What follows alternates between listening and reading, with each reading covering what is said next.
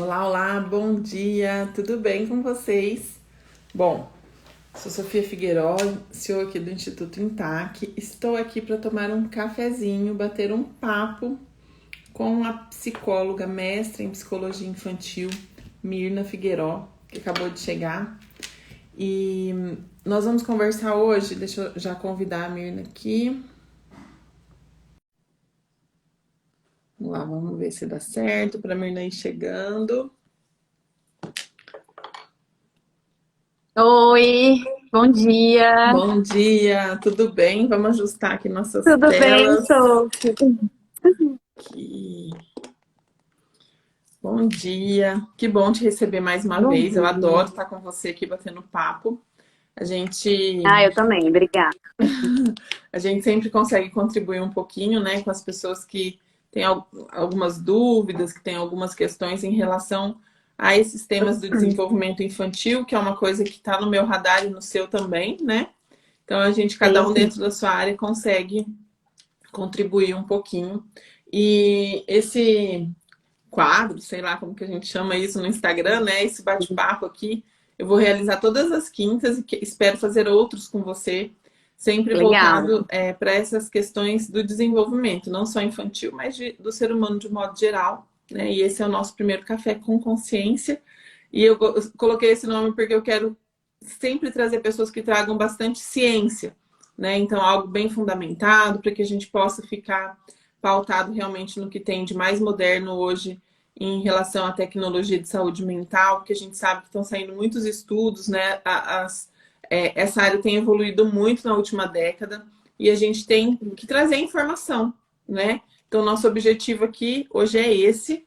E aí, eu queria que você se apresentasse um pouquinho, falasse para as pessoas que ainda não te conhecem, e vocês que estão aqui com a gente assistindo a live, se vocês puderem contribuir encaminhando aí o aviãozinho para outras pessoas que talvez possam se interessar por esse tema, que possam se, né, ter interesse nesse tipo de assunto, ajudem a gente aí a fazer essa live chegar para a maior quantidade de pessoas possível, né? Porque esse tema é pertinente, acho que para todo mundo, né? Todo mundo que tem convívio com crianças, que tem intenção de ter filho, que tem sobrinhos, qualquer pessoa, é importante entender, né, Mirno? Porque a gente vai falar aqui principalmente de quais as coisas que a gente pode prestar atenção para tentar identificar esses transtornos o quanto antes, qual a diferença entre eles, né?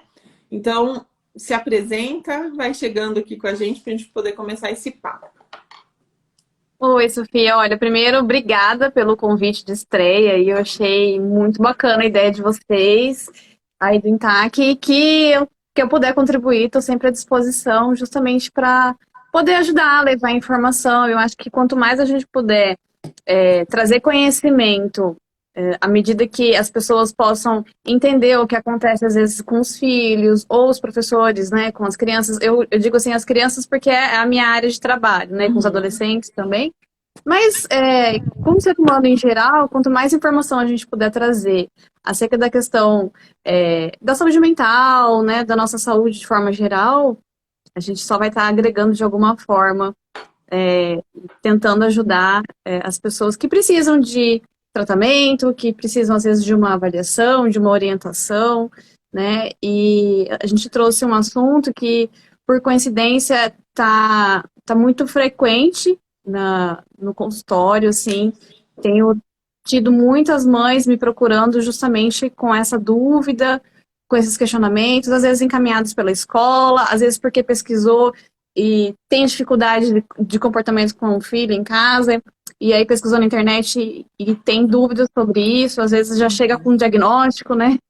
E não tem o diagnóstico. Enfim, É muito deixa eu me comum apresentar. isso, né?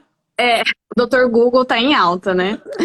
Bom, assim, deixa eu me apresentar um pouco. Eu sou psicóloga, me formei aqui em Campo Grande mesmo, na Universidade Católica. Desde formada, eu me formei em 2010, eu trabalho na área infanto-juvenil, né? Tenho mestrado em psicologia da saúde, estou fazendo meu doutorado e estou terminando também a minha formação em neuropsicologia, que é essa área que está em crescimento, que também a área neuro é uma área que você trabalha, né? Então é uma área que está cada vez mais sendo estudada, investigada, e isso só traz benefícios para o ser humano, né?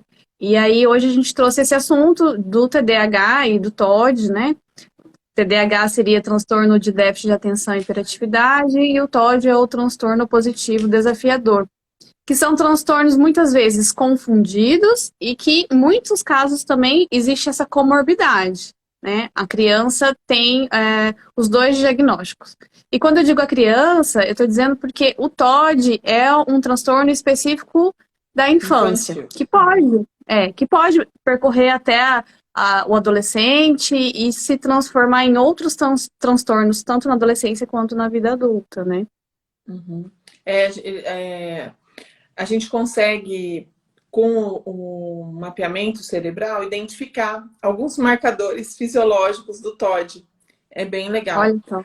porque é um padrão de onda muito específico, né? Assim como o transtorno de déficit de atenção e hiperatividade, também a gente tem marcadores fisiológicos pontuais em relação a isso, que estão diretamente ligados à questão da saúde sistêmica, da saúde como um todo, porque está relacionado com o intestino, está relacionado com absorção de nutrientes e vitaminas. E é um complexo assim, a gente conseguir olhar para essa criança de uma forma sistêmica, sistematizada, integral, vamos dizer assim, né?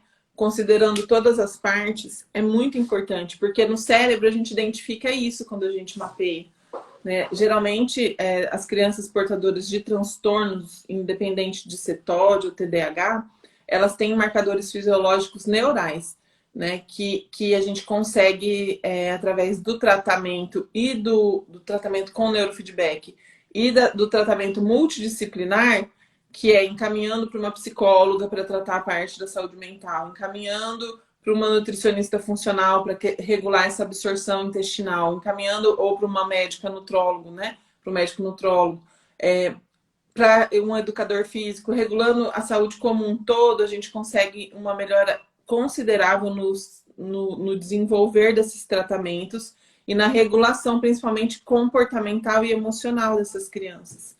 Então, uma coisa que eu queria deixar sempre aqui é isso, da gente sempre ter esse olhar interdisciplinar para as situações. Não achar que uma coisa só vai solucionar aquela questão isoladamente, porque nós somos seres integrais, né? Tá tudo Exato. trabalhando em conjuntinho.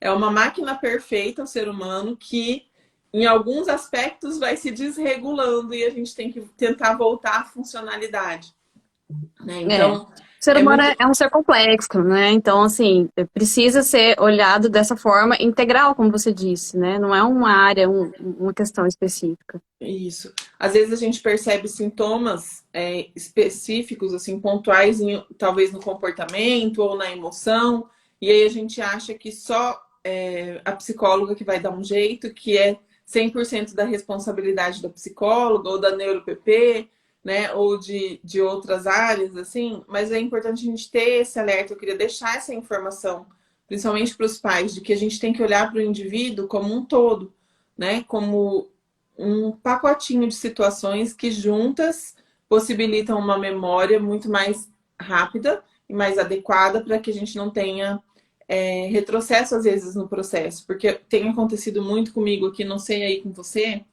das mães trazerem as crianças com sintomas.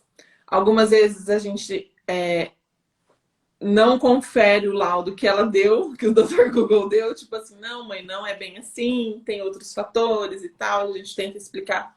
E as mães, às vezes, têm uma certa ansiedade em relação ao tempo de tratamento, né? Ah, não tá funcionando, ah, não tá resolvendo, ah, não tá. E aí é importante a gente deixar claro que é um conjunto de coisas que juntas possibilitam, né, a solução do sintoma, a amenização do sintoma, né? A gente não está querendo curar, porque não é uma doença.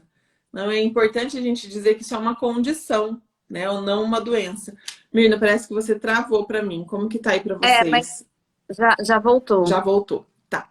É. Eu queria que você falasse um pouquinho sobre isso, mas antes vamos responder a pergunta da Andressa aqui. Quais são os sintomas mais aparentes? Então vamos começar do começo, né? Eu já fui pulando. Verdade.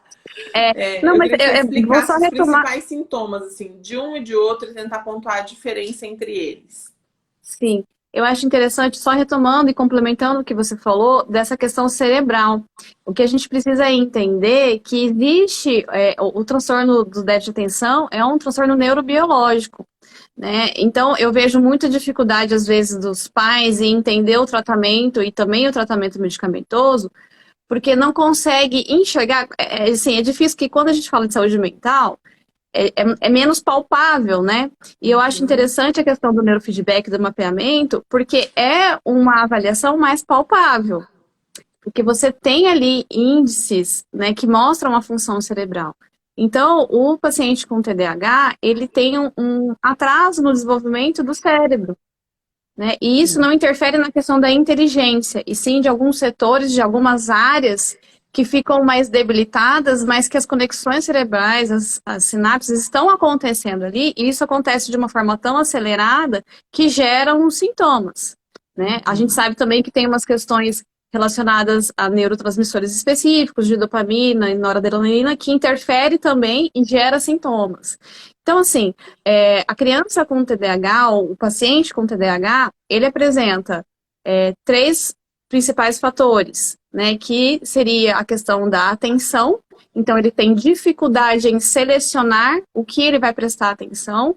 Então, vamos imaginar assim, que dentro do cérebro dele, as conexões estão acontecendo de forma muito intensa e tudo que está ao redor dele chama a atenção dele.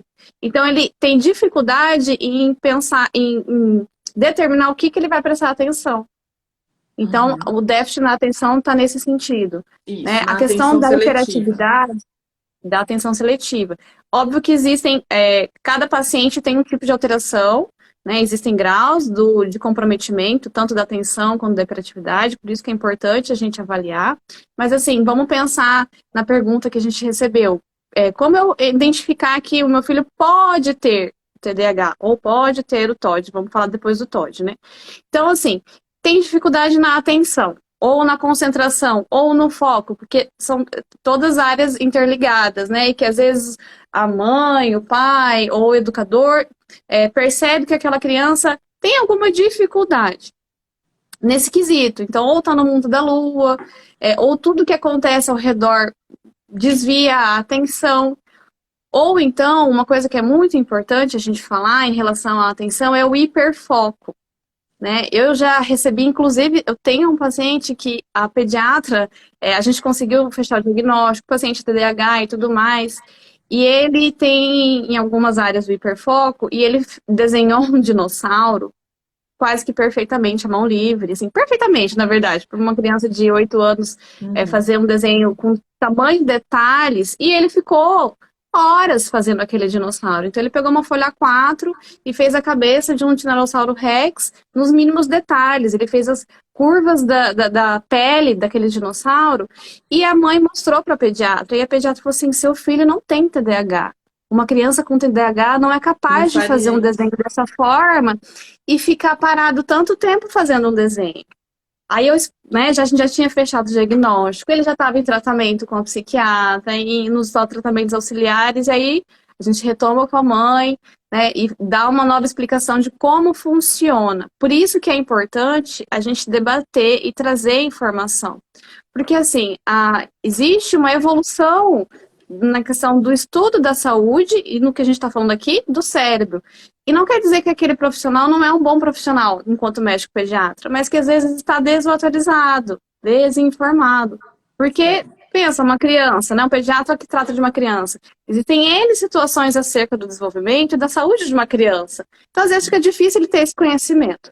Então, assim, o hiperfoco faz parte, pode ser um dos sintomas do TDAH, porque existe uma desregulação cerebral. Exatamente. Né? Então, existe uma descompensação no setor de recompensa e prazer, e que quando a criança encontra algo que gera muito prazer, ela tem um hiperfoco, porque justamente ele tem essa descompensação. Vamos pensar na atenção, desatenção. É descompensada, então eu olho várias coisas ao meu redor, tudo me chama a atenção e eu não sei qual selecionar.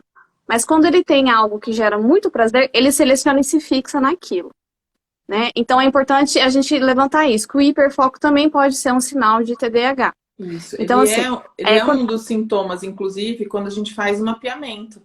a gente percebe numa imagem de um cérebro TDAH ondas rápidas demais em algumas áreas, principalmente no córtex pré-frontal, e ondas muito lentas em algumas áreas. Então, isso também é uma característica. Então, a gente pensa, um cérebro que tem hiperatividade, ele é 100% muito hiperativo. Não. É uma Não. característica, também tem áreas, por exemplo, do controle inibitório, que é extremamente onda lenta. Porque uma das características do TDAH não é ter um fraco, né, um baixo controle inibitório. Controle inibitório. E no mapeamento a gente vê na área responsável pelo controle inibitório só ondas lentas. Então, isso é uma das características também. Assim como o hiperfoco, a gente percebe que na área de recompensa, algumas crianças têm aquela área pouco desenvolvida, com ondas lentas. Então, quando ela acha algo, que é isso que você está explicando da questão da recompensa, que faz com que acione aquele gatilho de que aquilo é bom e de que aquilo está trazendo, de alguma forma, uma recompensa, um prazer para aquele indivíduo, aí ele consegue se concentrar, consegue gerar mais sinapses naquele lugar porque houve a recompensa. Está diretamente ligado com as coisas relacionadas à dopamina, produção de noradrenalina, tudo isso, como você já falou, que tem a ver com a nutrição, que tem a ver com outros aspectos. Por isso que é importante a gente explicar essa questão global, né, do indivíduo. Tá tudo interligado. Sim, tá tudo interligado, né? Então, assim, isso é falando sobre a questão da atenção, né? Quais são as alterações que a gente pode perceber num paciente com TDAH? O outro pilar do TDAH seria a hiperatividade, que aí a gente pensa nas questões físicas, hipercinética mesmo do comportamento físico. Então, assim, é uma criança ou um jovem que não para quieto, que tem uma necessidade de ter uma agitação, né, que tem uma necessidade de desbravar o ambiente que ele está, né? Às vezes ele consegue ficar sentadinho assistindo, por exemplo, um filme, uma televisão, um desenho que ele gosta, mas ele senta no sofá e ele começa numa posição, e daqui a 5 minutos ele está em outra, e daqui a pouco ele está no chão, e daqui a pouco ele está assistindo o filme porque ele gosta, mas o corpo dele está em movimento. Isso também é uma alteração relacionada à hiperatividade. E a outra alteração que a gente percebe que gera sintomas seria a impulsividade, que aí a gente vai falar de controle inibitório, né? Então, o TDAH tem essa questão do atraso do desenvolvimento do cérebro, principalmente na área frontal, pré-frontal, que é onde a gente encontra a questão do controle inibitório, que é o nosso freio, é o freio de impulsos. E aí, quando a gente pensa no desenvolvimento do cérebro, a gente tem que entender o seguinte, que a criança, o ser humano está desenvolvendo o aparelho, né, cerebral dela, e que esse tipo de sintoma, ele vai diminuindo ou amenizando conforme ele vai crescendo. Porque o cérebro está com um atraso do desenvolvimento dele, mas ele vai desenvolver. Então, muitas vezes, o que a gente percebe no diagnóstico do adulto, principalmente, é que ele foi uma criança muito difícil e não teve o diagnóstico. Ele vai ter o diagnóstico só na vida adulta. E na vida adulta ele não tem tantos sintomas como da criança, que não para quieta, que tem desvio da atenção bem nítido de ver, da impulsividade, mas ele vai ter outros tipos de sinais do TDAH. No adulto a gente percebe mais a questão da impulsividade mesmo, e às vezes é confundido até com a ansiedade, né? Uhum. E aí, assim, o TDAH, ele se apresenta de... Sumiu sua imagem, tá só seu áudio.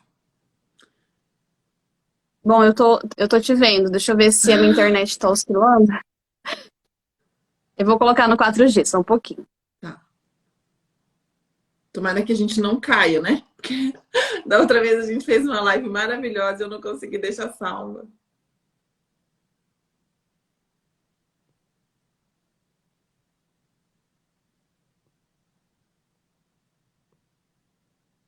Oi, tá me ouvindo, Mirna? Tá aí?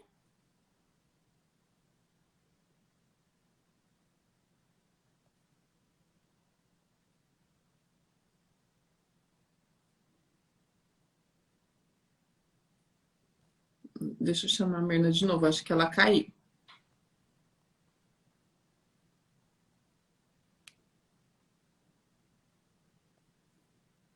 O importante é a live não cair. Aí, voltou. Oi. Ai, deu certo Voltou. agora. Eu coloquei no 4G, porque às vezes é a internet que oscila, né? Então, assim, vamos retomar a questão do TDAH. Existem esses três pilares da atenção, da hiperatividade, que é uma questão mais física, hipercinética, e da impulsividade. E a gente tem que lembrar também que existem três formas desse transtorno se manifestar diferente. O predominantemente desatento, o predominantemente hiperativo ou o tipo combinado. Então, é por isso que às vezes fica essa dúvida e essa confusão, porque o paciente pode apresentar mais sintomas numa área do que na outra. E aí a gente entra na questão do TOD. Por que é tão confundido o TOD com o TDAH? Porque a gente tem que pensar naquela criança mais levada e mais difícil, né, que desafia o tempo todo, que não sabe cumprir regras, que é muito também agitada e às vezes no senso comum as pessoas acham que é uma hiperatividade e não é o TOD. E o TOD é muito comum também dentro do diagnóstico do TDAH, sendo uma comorbidade. Por isso que é importante a gente investigar, e até mesmo fazendo esse mapeamento que você disse, para a gente saber as áreas cerebrais afetadas, justamente para saber se aquela criança tem só o TDAH ou tem o TDAH com o TOD. Né? Já aconteceu casos comigo de pacientes, por exemplo, que uma das formas da gente diagnosticar é fazendo uma avaliação que a gente chama de avaliação neuropsicológica. Eu ainda não faço esse tipo de avaliação, então eu só faço a consulta, a entrevista inicial, anamnese, encaminho para avaliação e depois volto com o paciente para a conduta do tratamento. E aconteceu de um paciente meu, que inclusive é meu paciente de terapia, que a neuropsicóloga disse para a mãe, olha, tudo indica que seu filho tem TOD também. Uhum. E aí a mãe trouxe isso para mim, eu falei, olha, seu filho não tem TOD. Por quê? Com aquela neuropsicóloga, a criança não realizou um vínculo bom.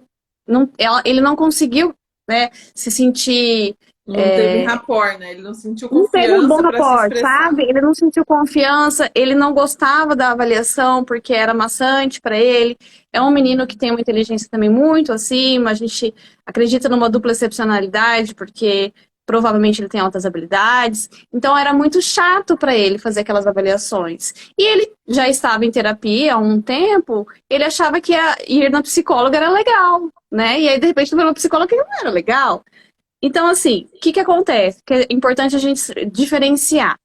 O transtorno opositor desafiador, que é aquela criança que tem um comportamento difícil, que não consegue cumprir regras, que o tempo todo está enfrentando as figuras de autoridade, né? Ele gosta de desafiar, né? Ele não sabe, ele tem baixa tolerância à frustração, e ele não sabe lidar com isso. E é uma criança que apresenta muita raiva, muita agressividade, não necessariamente para o outro, mas às vezes até com ele mesmo. Né? Então, assim, a diferença e o principal que a gente tem que entender é que a criança com TOD, ela manifesta esse comportamento em todos os ambientes. E esse com qualquer menino, pessoa, por exemplo, né? Inclusive com as com pessoas qualquer que ele ama. pessoa. Exatamente, pode ser com os pais, pode ser com a professora, podia ser comigo, por exemplo, que tinha um bom Tem um vínculo com vínculo. ele, né? Porque é figura de autoridade. Ele é uma criança, eu sou um adulto. Né? E essa criança nunca apresentou nenhum tipo de sinal de TOD comigo. Né? Eu expliquei isso para a mãe. Então é importante a gente entender essas diferenças, até mesmo na hora de fazer um diagnóstico diferencial e fazer um tratamento mais adequado. Porque é muito sério quando a gente fala do transtorno opositivo desafiador não tratado. Sim. Ele pode se tornar um adolescente difícil, gera muito rebelde, consequências, né?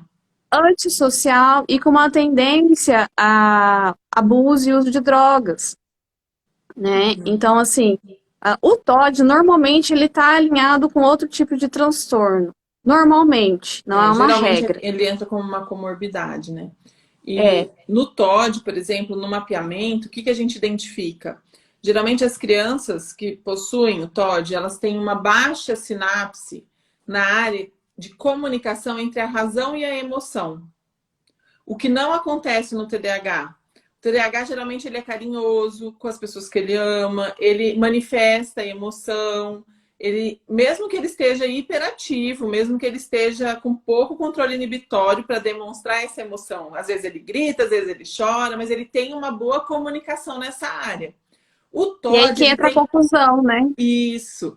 E aí o TOD, ele tem uma baixa sinapse, uma baixa ativação neural nessa área de comunicação entre o cérebro límbico e o córtex pré-frontal. Então, a gente consegue, no mapeamento também, identificar exatamente o porquê daquele comportamento. Se ele é um comportamento opositor realmente por conta disso, dessa má comunicação, ou se ele está sendo um TDAH que não está sabendo expressar adequadamente o que ele está sentindo em decorrência da hiperatividade.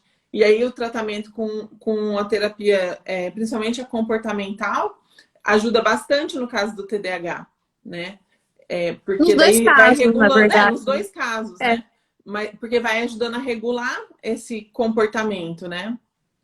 Então é bem interessante. Essa disfunção que você está pontuando, dá para a gente complementar com a seguinte questão. O TDAH, como ele tem uma disfunção no sistema de prazer e recompensa, ele acaba tendo também uma baixa tolerância à frustração. Então, quando acontece alguma coisa que não sai do jeito dele, ele reage de uma forma impulsiva e às vezes explosiva. E é isso que é confundido com o TOD. Com o TOD. Né? Então, assim, a gente tem que pensar que o transtorno positivo desafiador, ele tem que apresentar em todos os ambientes que a criança convive, seja na família, seja na escola, em ambientes sociais, com amiguinhos, com outras crianças mais velhas. Então, ele gosta de desafiar. Se não for do jeito dele as brincadeiras, ele não fica contente, não fica feliz. Parece ter uma maldade embutida nos comportamentos. Eu digo parece porque a gente não pode categorizar essa criança com talvez um diagnóstico de antissocial, né? Mas isso pode evoluir para isso. E o TDAH, às vezes, dependendo do raporte que ele estabelece com o ambiente que ele está, ele consegue se conter de uma forma diferenciada quando tem essa alteração no sistema de recompensa e prazer e frustração. Que é o que acontecia com esse exemplo que eu dei. Então, esse menino, às vezes, apresentava algum comportamento inadequado comigo, mas a conduta que eu tinha não fazia com que ele se desestabilizasse tanto. Né? E aí, na avaliação com a outra profissional, o tempo todo ele ia contra o que estava sendo proposto, não queria, desafiava. Isso aconteceu também numa escola anterior que ele estudou. Então, com o professor de educação física, ele não vinculou e o tempo todo ele desafiava e ia contra. Mas ele não é TOD. Ele apresenta sinais parecidos com o TOD em situações pontuais. O TOD, ele apresenta isso em todos os ambientes e a gente tem que pensar num período pelo menos de 6 meses para realmente fechar o diagnóstico. Né? E aí, assim, complementando a pergunta que a gente recebeu da Andressa. Então, a gente começa a perceber essas alterações e aí, na mínima dúvida de que pode ser, né, ou até mesmo na pesquisa do Dr. Google lá, eu achar que, bom, parece que meu filho se enquadra nisso aqui, o que eu faço? Procuro um profissional especializado na área, né? Seja ele um neuropsicólogo, um psiquiatra infantil, um neuropediatra, uma psicóloga que vá fazer essa orientação do que tem que ser feito, fazer os exames adequados, avaliação adequada para fechar um diagnóstico, né? E fazer em seguida a conduta de tratamento, né? Se ele vai ser acompanhado por uma psicóloga, terapia cognitivo-comportamental, que é o mais indicado, mas não necessariamente é a única forma de tratamento, até porque eu mesma sou da linha psicanalítica e tenho pacientes TDAH e funciona também. Sim, com certeza. O feedback também é um tratamento, né, bem eficaz. E a outra parte também interdisciplinar, que você disse muito bem, questão de atividade física, pensar na questão nutricional, ver o paciente de forma integrada, né, Sofia? Sim, com certeza. Eu estava estudando um artigo esses dias que fala sobre a exposição ao sol e a autorregulação a partir de algumas células que foram identificadas agora que a gente tem no olho, que são células que têm uma comunicação direta com a sensação de bem-estar e de prazer e recompensa. Então, eu estava, assim, esse artigo é bem recente, ele saiu no final do ano passado, e ele traz essa informação da qualidade de como a exposição ao sol natural, logo ao acordar, através dessas células que captam os lúminos e interfere na ativação das sensações de bem-estar também podem ser, como isso também contribui para a qualidade de vida dos portadores de transtornos de um modo geral.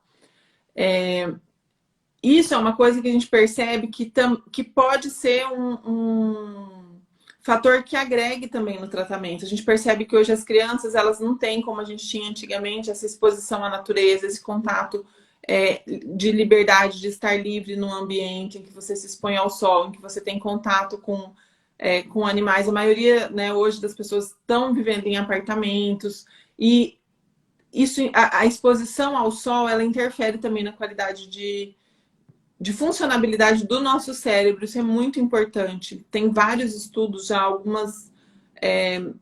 alguns estudos bem importantes que saíram no ano passado, ano retrasado, que trazem essa informação.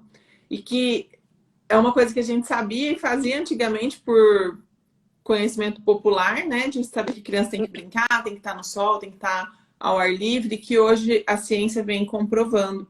Então, isso é uma dica que eu queria dar para os pais, assim, exponham seus filhos ao sol, a ambientes livres, permitam que seus filhos explorem, brinquem, sejam criança, né? Assim como a gente teve a oportunidade de ser, hoje a condição social não permite tanto que a gente deixe os filhos na rua e brinque com tanta liberdade como nós tínhamos, né?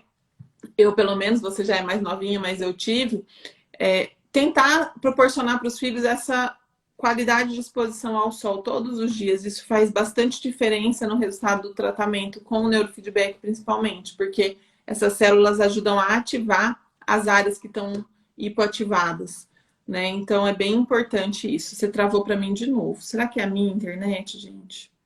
Eu não vou Não, eu sair. acho que é a minha. Se eu sair, cai. Eu tô te ouvindo normal, Sophie.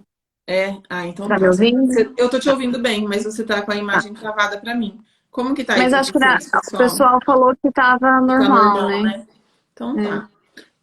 Mas é Ó, isso mesmo, Sofia. E a gente tem que pensar que a questão do TOD vai de encontro com essa questão ambiental também, uhum. né? Então é muito importante, a gente investiga isso na anamnese, na entrevista inicial, como que é o padrão de funcionamento dessa família, quais foram as situações que essa criança se desenvolveu e está apresentando esses sinais de TOD, porque muitas vezes tem um ambiente reforçador ou situações traumáticas que proporcionaram que ele tivesse o transtorno positivo desafiador. E é engraçado, mas a reação natural do ser humano, e principalmente do pai ou da mãe, enquanto vem um filho que desafia o tempo todo, que enfrenta, é ter uma reação reforçadora daquele comportamento desafiador, né? E por isso que o tratamento é importante, para a gente fazer até a orientação desses pais de como lidar, de como fazer o manejo desse comportamento desafiador do filho. Porque a gente precisa reforçar o lado positivo, porque essa criança tem também comportamentos positivos. Para ir, aos poucos, extinguindo esses comportamentos desafiadores e opositores, né? Para ele não ter mais o prazer só em desafiar. E essa questão do ambiente é tão importante quanto, porque às vezes a criança não tem relacionamento com outras crianças com tanta frequência, e isso vai ficando mais empobrecido e reforçando também esse lado dominador, que eu quero tudo do meu jeito, né? Antigamente, como você disse, a gente tinha mais oportunidade de estar em ambientes mais livres, né, de estar se relacionando com outras crianças, às vezes crianças até de diferentes idades, Uhum. né? Que vai A gente dando essa sabe que flexibilidade emocional, né? Aprender a lidar com as exato, frustrações, com as coisas que não saem, com perder o jogo, com perder a brincadeira, com não chegar na frente. Vai dando essa flexibilidade emocional, que é o que a gente precisa desenvolver no TOD, né? sim. E a criança se desenvolve brincando, né? É muito importante o brincar para a criança. Exatamente. Eu vou te fazer uma pergunta que eu recebi aqui. Eu não estou conseguindo abrir meu Instagram no computador, mas eu vou tentar lembrar aqui qual que foi a pergunta. Abriu aqui. A Juliana perguntou se se é possível uma criança ter a remissão dos sintomas do TDAH. Dentro na sua visão, na sua área aí, o que você acha em relação a isso, né? Algumas pessoas trabalham com essa questão da remissão dos sintomas. Qual que é a sua visão em relação a isso? Tipo, existe Sim, uma tem. cura? Basicamente é isso Olha, que ela está perguntando. eu costumo dizer para os pais assim que chegam muito aflitos quando recebem o diagnóstico, não existe uma cura, né? O seu filho é TDAH, ele vai ser para sempre TDAH. Ele vai ser um adulto TDAH. O que acontece é a questão da maturidade cerebral mesmo, né? Então, quando uma criança por volta de 8 a 10 anos chega no ápice do desenvolvimento cerebral, o paciente com TDAH, ele vai desenvolver até lá, mas ele está atrasado. E isso gera os sintomas, né? Então, como eu até falei antes, vai diminuindo alguns sinais e o transtorno ele vai se modificando ao longo do tempo, a forma que ele se manifesta. Os sintomas realmente que esse paciente se apresenta. O tratamento é muito importante porque uma criança TDAH, ela pode ter uma vida normal e pode ter qualidade de vida. Só que vai determinar qual vai ser o tratamento, é medicamentoso ou não. Ah, eu não vou dar remédio pro meu filho, porque remédio vicia, é o que eu mais escuto, remédio vicia. A gente tem que pensar até que ponto o transtorno está atrapalhando o desenvolvimento dessa criança. Até que ponto está atrapalhando o desenvolvimento social, o desenvolvimento educacional, porque muitas vezes a inteligência está preservada, mas como eu tenho dificuldade na atenção, algumas áreas estão empobrecidas e eu não tenho o aprendizado que eu teria se a minha área de atenção estivesse funcionando normal. Então, eu tenho que pensar nisso, porque uma criança que tem uma dificuldade de aprendizagem por conta de um TDAH, vai ficando com a autoestima baixa, vai ficar se desestimulando a estudar, então vai perdendo o interesse pela escola e isso vai interferir na vida futura dela como um todo. Com Então, o que eu certeza. E às vezes é percebo... uma criança muito inteligente que perde o estímulo Muito. por conta da tensão, né? Na Da maioria das dificuldade. vezes na maioria das vezes é. O que eu percebo é que tem pacientes que não têm um déficit de atenção tão grande e que ele tem mais a questão da impulsividade, como ele é muito inteligente, passa despercebido que ele tem TDAH, né? Porque ele não tem um ritmo escolar ok, meu filho não tem TDAH, né? Mas ele é muito impulsivo, tem um controle inibitório muito empobrecido, né? Tem essa dificuldade aí. Então, o transtorno ele vai se manifestando ao longo da vida de forma diferente, sempre de forma tratável, né? Então, é necessário fazer essa manutenção. Eu trabalho no hospital militar, como eu tenho um fluxo de atendimento muito grande de criança, eu pego diversos casos, né? E eu já vi casos de paciente que precisa, por exemplo, do uso da Ritalina em situações específicas de período de prova mais exigente, crianças que precisam do uso contínuo, porque está em período de alfabetização, está no segundo, terceiro ano, né, do ensino fundamental, assim como pacientes adultos que tiveram até um diagnóstico tardio de TDAH, que tem uma vida normal, consegue desempenhar todas as funções, tanto de trabalho como social e tudo mais, mas que vai fazer cursos, né, na área militar. O militar, geralmente, para promover, ele faz cursos específicos, ele tem que cumprir cargas horárias de estudo, de cursos para conseguir promoções, né? E aí, esse paciente adulto, TDAH, que não tem nenhum tipo de tratamento específico medicamentoso, mas sim psicoterápico, no momento em que ele vai para um curso, que ele vai fazer uma atividade que vai exigir muito da função atenção, foco e concentração, ele precisa ser medicado. Então, ele está sendo medicado no momento pontual da vida dele, né? E é um paciente que teve um diagnóstico tardio. Ele passou toda a infância dele lidando com o transtorno da forma que ele conseguiu. E ele teve sucesso mesmo assim. Com certeza, se tivesse tido um diagnóstico precoce, ele teria uma qualidade de vida maior. Teria feito isso com mais facilidade, talvez. Com mais facilidade. Com menos esforço, com menos estresse.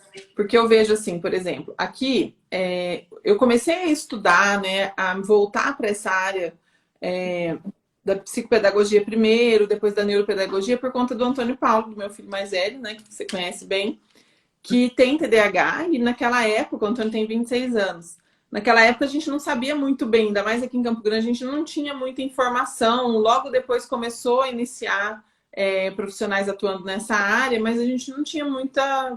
Pelo menos eu não tive acesso a muita informação a respeito. E eu falava, gente, ele é muito inteligente. Como que ele não consegue decorar para fazer uma prova de geografia, por exemplo, os estados. Ele tinha uma dificuldade enorme. E aí eu falei, não, eu tenho que descobrir, porque eu tenho que achar um jeito de ajudar ele. Aí eu comecei a estudar essas coisas assim. E o Antônio, quando eu comecei a fazer o neurofeedback, que eu mapeei ele, eu vi, constatei que realmente ele era TDAH, e ele faz o tratamento contínuo com o neurofeedback. E quando ele para de fazer, por exemplo, depois que os gêmeos nasceram, que ele não conseguiu vir mais por conta da rotina, de um monte de coisa, a Júlia sempre fala para mim, assim, minha nora, né? Como ele está estressado. Por quê? Justamente por conta do esforço que ele precisa fazer para dar conta de trabalhar, de manter o foco atencional dele na hora do trabalho. Ele não estuda mais, já é formado, mas durante o período de faculdade, de estudo ao longo da vida, ele ficava muito irritado, ele desenvolvia uma irritabilidade em função de tentar se concentrar, tentar sustentar aquele foco e não conseguir. Né? Ele nunca teve medicação, nunca foi prescrito para ele medicação, mas se tivesse sido, com certeza ele teria tomado, não tem problema nenhum, que eu acho que a gente tem que usar tudo que tudo que tem de tecnologia a nosso favor em relação à melhora da qualidade de vida, mas esse ponto do desgaste emocional que uma pessoa que tem TDAH sofre em função de tentar sustentar o foco, ter uma qualidade atencional e também em relação à hiperatividade, por exemplo, ele desenvolveu síndrome da perna inquieta, ele tem transtornos de sono, quando ele não está se tratando, é óbvio, né? Em período em que ele está fazendo neurofeedback, some tudo isso. Fica eu já ia te perguntar sobre isso, sobre o padrão do sono, que provavelmente foi um dos pontos que alterou, né? Que altera tudo, parou, e assim, que nem eu falo pra ele fala, mãe, eu não vou sarar nunca. Eu falo, não, porque não é uma coisa que você não tem uma doença, você tem uma condição. Enquanto você tem essa condição, para que você tenha uma boa qualidade de vida, você precisa fazer o que se requer para que você tenha uma boa qualidade de vida, que é regular as suas funções neurais e fazer a sua terapia. Ele não dá para ele ficar sem a terapia. Por quê? Porque o esforço que o cérebro dele faz para conseguir ter uma qualidade atencional é estressante. É, em alguns momentos, angustiante. Então, ele precisa sempre estar com a questão da terapia, com a questão nutricional em dia, porque a gente sabe que a qualidade do foco e da atenção depende, basicamente, da nossa quantidade de dopamina, da nossa qualidade do sono, principalmente, né? Porque a quantidade de horas que a gente dorme e a qualidade desse sono interfere diretamente, né? Ai, meu Deus, fugiu a acetilcolina, que está relacionada também à sustentação desse foco.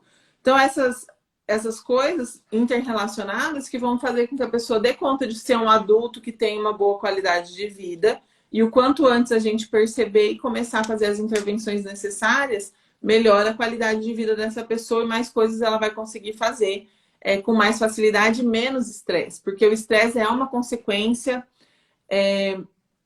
quase que inevitável para um TDAH que não está fazendo acompanhamento, que não está se tratando, especialmente na vida adulta. Apesar que a gente também encontra muitas crianças estressadas, né?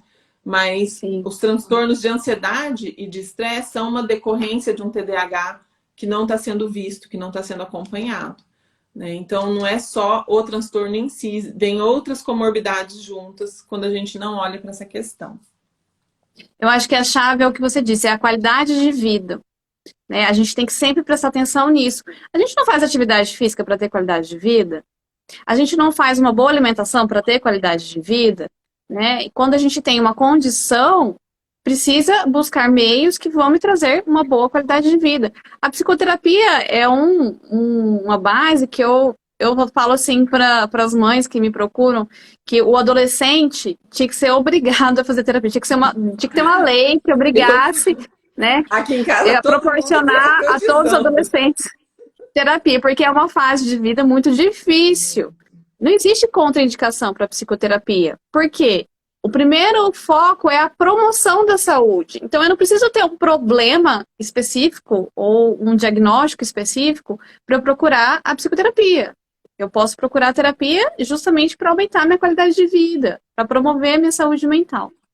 E você contando do Antônio Paulo, eu lembrei aqui de uma situação, eu tenho uma paciente jovem adulta, ela tem 23 ou 24 anos, e há pouco tempo ela me contou de uma situação, ela é TDAH.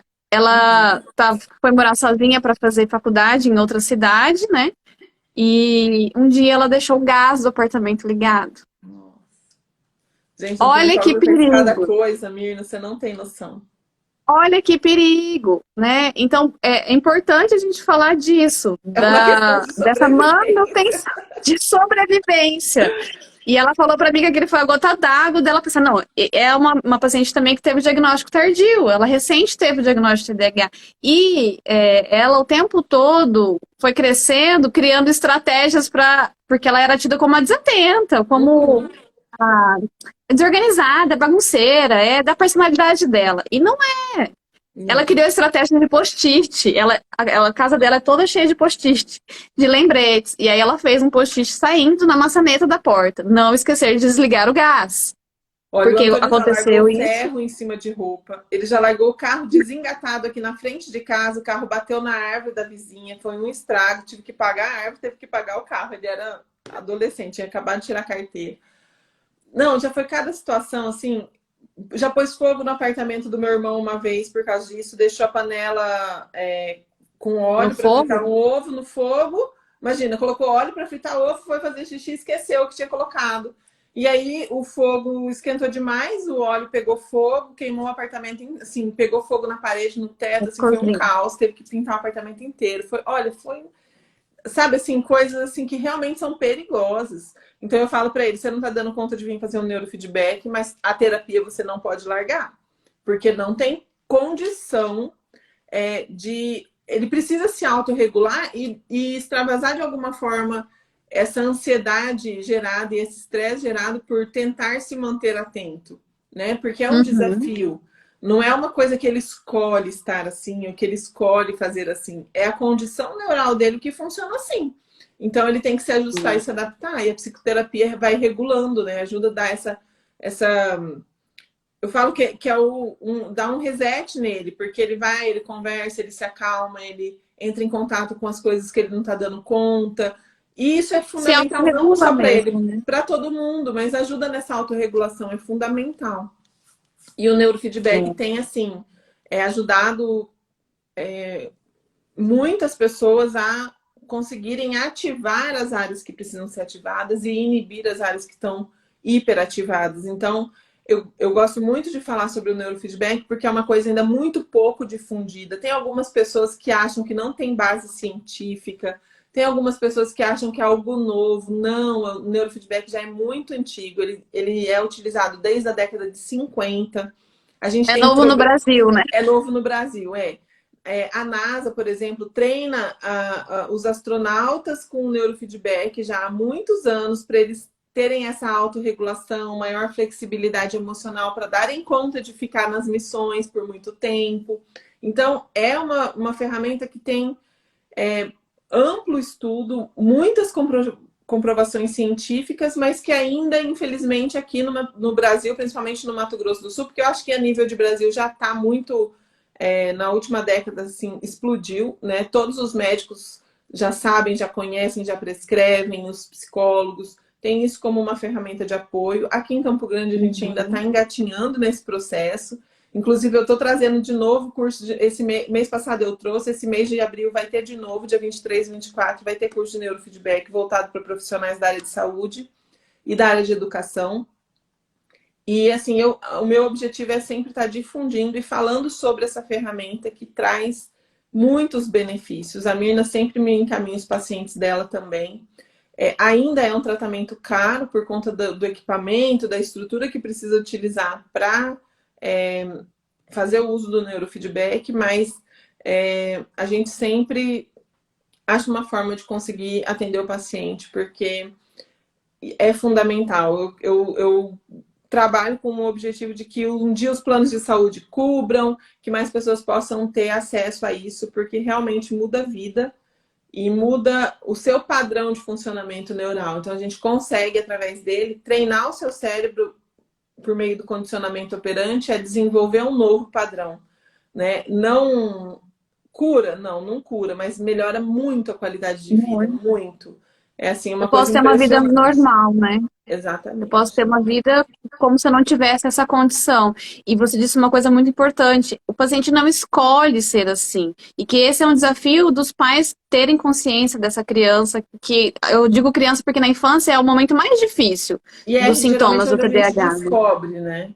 E é onde a gente descobre. A gente pode diagnosticar paciente antes dos 6 anos, né? E quanto antes se diagnosticar, melhor. Porque a gente vai atuar no desenvolvimento cerebral, né? E proporcionar qualidade de vida e um desenvolvimento mais dentro dos parâmetros normais. E o que você me traz de neurofeedback, eu acho que quanto mais a gente difundir a informação desse tratamento e trazer, desmistificar o que é e tudo mais, isso vai aumentar a procura e talvez a concorrência para que a gente possa fazer com que seja um tratamento mais Mais acessível, acessível, com né? certeza. Então é importante a gente trazer sempre como ele pode ajudar esse paciente e talvez a gente fazer uma live depois sobre o TDAH e neurofeedback, né? Ah, é super Para legal. Dá para até mostrar algumas imagens, assim, porque mostrar, agora o exato. Instagram agora dá para a gente postar imagem junto com a live, né? Tipo, o cérebro do Legal. paciente antes de começar o tratamento, todo inibidinho, azulzinho ali, hipoativado ou hiperativado em algumas áreas. E depois do tratamento, como fica a condição desse cérebro? Na imagem é impressionante, gente. É assim, fala, não é a mesma pessoa, não é possível. Acho que a gente podia pensar nisso, né, Sophie, no próximo café que você me convidar, Nossa, de continuar o assunto, né? com Porque se certeza. a gente pode ficar aqui horas falando sobre isso. E nosso tempo está acabando. Eu sei que você tem Tá. paciente de 10 É, horas. Então, eu queria, assim, primeiro agradecer todas as pessoas que passaram por aqui, que assistiram um pouquinho com a gente, que deram um pouquinho da sua atenção aqui para esse assunto tão importante. Agradecer você por ter aceito o meu convite, por estar sempre aqui nos prestigiando, indicando seus pacientes, porque você sabe, né, já dos resultados sim. e por todas as informações excelentes, como sempre, né? De muito esclarecimento. Eu gosto de te chamar porque você tem uma linguagem muito clara, muito direta, todo mundo consegue entender, né? Da forma como você explica. Então é isso. Te agradecer, Eu que né? agradeço. Estou E sempre aqui pronta para o já te próximo café ou para a próxima live. Obrigada pela oportunidade, pelo espaço. Obrigada a todo mundo que entrou também para prestigiar e para difundir o assunto, né? isso, eu vou deixar a live salva, depois eu te mando o link, depois se você quiser compartilhar no seu perfil. E eu Tá queria dizer ótimo. Obrigada. também que agora em abril a gente vai ter duas coisas importantes. A gente tem o seminário, né, o congresso que eu faço todo ano sobre o transtorno do espectro autista. Eu já queria te convidar, se você tiver disponibilidade para participar com a gente. Vai ser Legal. 100% online, 100% gratuito, voltado para profissionais da área de saúde e para familiares e para qualquer outra pessoa que se interesse por esse assunto, educadores, enfim. E também te convidar, né, para você fazer parte desse congresso e te dizer que em abril, em função do mês do TEA, eu vou estar fazendo uma condição diferenciada para todos os pacientes que quiserem fechar neurofeedback no mês de abril. Então vai ser assim Olha que um notícia desconto assim, de maravilhosa. 40% durante todo o tratamento para os pacientes que fecharem no mês de abril. Tá? Maravilha, que legal, que É, boa notícia. então, se você quiser difundir essa informação também, a gente vai fazer em função do Com congresso. certeza.